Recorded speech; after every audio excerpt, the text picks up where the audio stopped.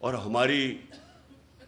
हमारी बड़ी बदकिस्मती है कि हमारा ना इंसाफ का निज़ाम इसको रोक सका और ना हमारे वो लोग जो मुल्क के मुहाफ़िज़ हैं बनते हैं, ना उन्होंने इसका रास्ता रोका। और कौन रोकेगा?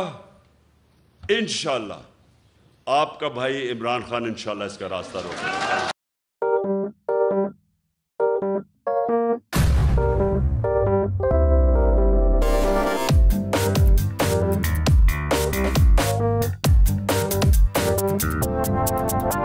कुछ खेल के करेगा ये खिलाड़ी, अपना सीन ऑन, देख लो भाई देख लो, है आखिरी खिलाड़ी कौन,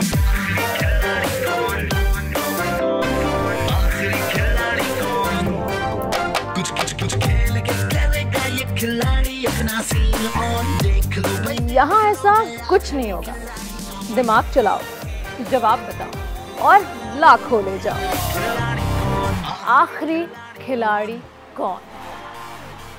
सबसे ज्यादा व्यूज, सबसे ज्यादा रील्स और सबसे ज्यादा रेटिंग के साथ बोल अब भी नंबर 1 पोजीशन पर बरकरार।